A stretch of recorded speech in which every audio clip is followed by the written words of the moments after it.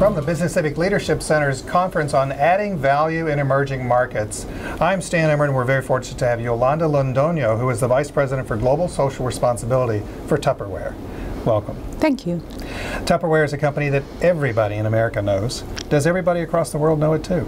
Well, we think so. We are in over 100 markets, and we have over 2.5 million independent Salesforce members, and they touch hundreds and thousands and millions more people. So we hope that we are a well-known brand, but we also have 7 additional brands. So that's why you have Tupperware, but it's Tupperware brands. We have 7 beauty brands that have been incorporated into the offering of Tupperware. I see. Now, from the global social responsibility standpoint, I mean, we know, I think a lot of people know what it is here in the United States.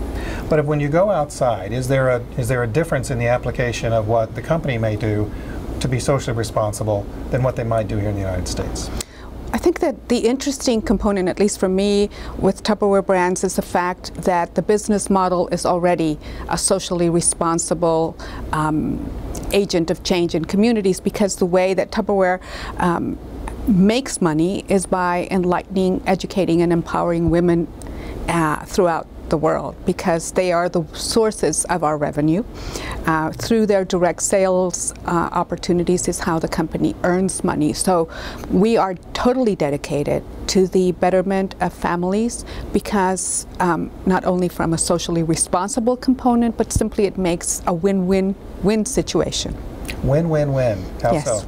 Win, obviously, for the company, win for the woman who is the entrepreneur, and win for the community that benefits from the expertise and the added resources that this woman now has, both financially, personally, through her ability to have become empowered, educated, more confident, and what she can provide for her family, her daughters who see her as an earner, an income generator, her sons who will have a new respect for their mom as a contributor in society, because once you have income opportunities, then you become an influential member of society. So then there's really a connection. I want to ask about that. Yes. Especially from a cultural change standpoint. I mean, here in the United States, women didn't have the same rights as men for a long, long time. Right. And then the United States evolved. Other countries are in a different stage. Is Tupperware working in some of those countries where women don't have as many rights? Well, you know, it's interesting that you ask, because probably our fastest growing market is Indonesia. Indonesia, you know, largest Muslim country where there is a traditional, a different perspective on women's empowerment and ability to be successful. And it is a market that has the fastest growing sales force, the strongest sales results, and the most significant social impact, we believe. So the answer is yes. We're very present in emerging markets. They are our fastest growing markets. They are the places where we believe we can make a sustainable change. South Africa, we have throughout Latin America. So it is certainly in the mature markets like Europe, where we have had long-term success as a company, but it is in the emerging markets and in the smaller communities, perhaps the less industrialized, where we have a chance to build that win-win-win model that I was mentioning to you, because it is closer to the consumer and it's closer to the market itself. I understand that Tupperware is having a large campaign in South Africa. Yes. Why? A large campaign. Well, from a business perspective, certainly it's there, but what we are doing from the social responsibility component is something that's important to us, and that's why we're here at this particular conference, and it's talking about shared values and collective impact. And we believe that rather than starting a new relationship or creating something new every time, we really believe in relationships and in deep partnerships. And one of our strongest partner in the United States for our social investments has been the Boys and Girls Clubs of America. So we have had a relationship with that organization that spans decades. We know of the value and the importance that it provides for children and families in the U.S., and we've decided to replicate that model with the support of our companies and our managing directors in South Africa and in Mexico. And we just recently launched a newly established Boys and Girls Clubs of South Africa with a lot of help from many, many people from around the U.S.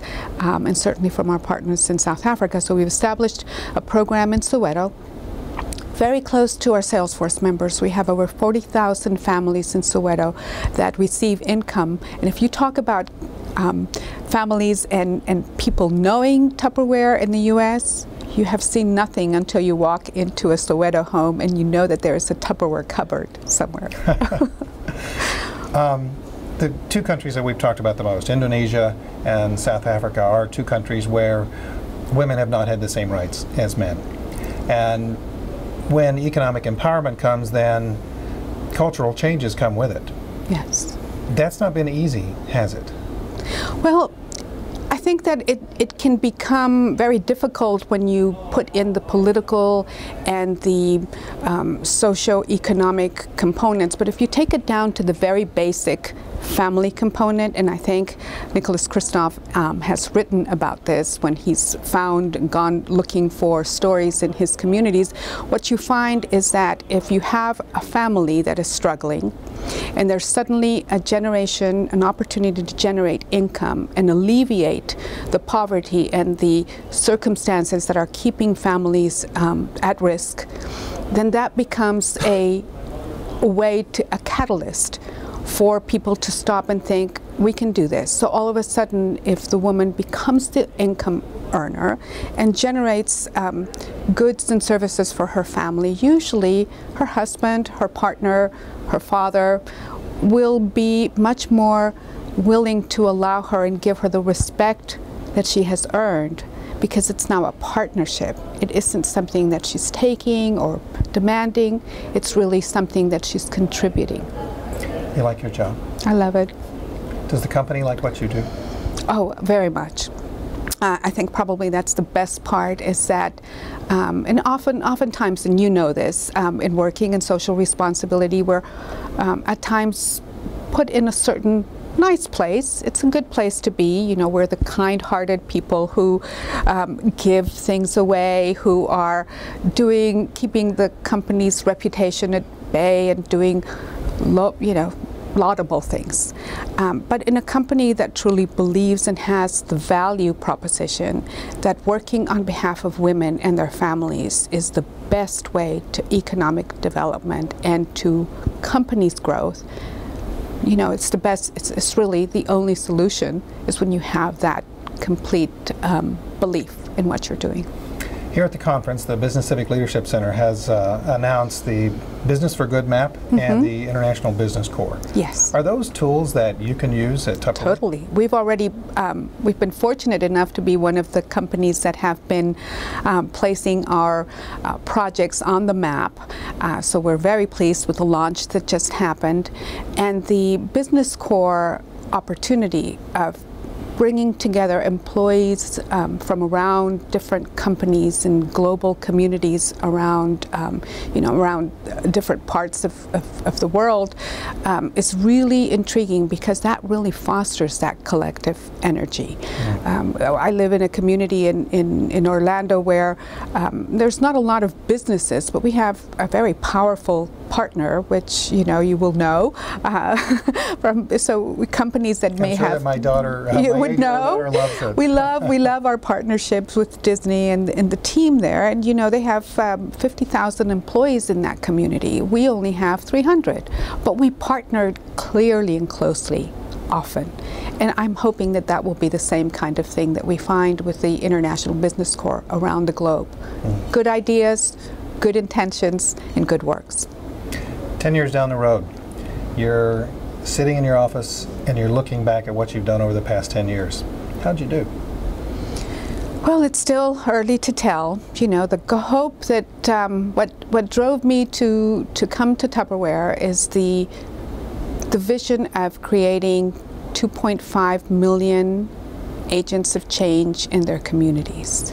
And if we can do that, allow these women who work on behalf of Tupperware and on behalf of their families, provide them with the tools of knowledge that might come from an international youth development group or a women's empowerment group, and we give them the tools and the knowledge, and they can in turn share it not only with their close-knit family members, but with, in our case, with our customer base, then we are really creating replicable stations, and we are creating the boots on the ground for a sustainable change in communities, change in behavior, change in perceptions and opportunities. Well, thank you very much for being on Rainmaker. Thank you very much, Dan. Appreciate it.